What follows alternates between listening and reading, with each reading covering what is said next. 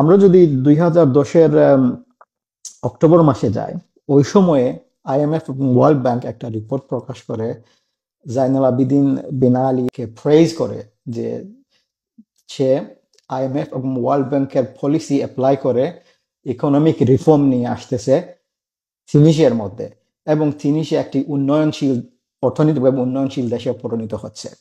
এবং they were praising him because he was applying যে IMF যে নির্ধারিত পলিসি দিয়েছিল সেগুলো অ্যাপ্লাই করতেছিল। আর এই একটা পলিসি ছিল যে যে কেউ বিজনেসে আসতে হলে you need to take some money from them and issue permits, যেটা ওই পর্যটকরা উনি মানে এফোর্ড করতে পারেননি।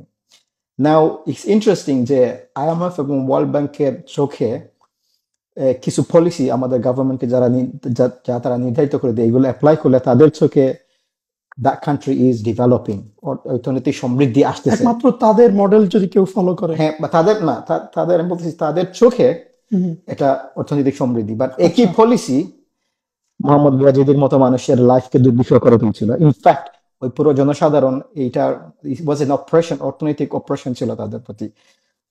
The reason I'm saying this as a side on the side point যে হাসিনার পতনের আগে আমরা অনেক উন্নয়নের গল্প শুনতাম, তাই না? ইনফ্যাক্ট আইএমএফ এবং ওয়ার্ল্ড ব্যাংক তারা অফিসিয়ালি বলতেছিল যে বাংলাদেশ হইতেছে fastest growing economy in the mid ranking Nations গুলার মধ্যে। আমরা অনেক উন্নয়নের গল্প শুনতাম যে জিডিপি বাড়তেছে। If you look at the history, even ওইখানের মধ্যে দ্য কনটেক্সট ছিল ওয়ান অফ দ্য রিজন যে এই ইন্টারন্যাশনাল বডিজ যেগুলা এগুলার অপ্রেসিভ পলিসির কারণে there was an outburst somewhere in Tunisia, আর এটার গ্লোবাল মধ্যপ্রাচ্যের মধ্যে একটা রিজিওনাল ইম্প্যাক্ট হয় আরব রেভলিউশনের মধ্য দিয়ে।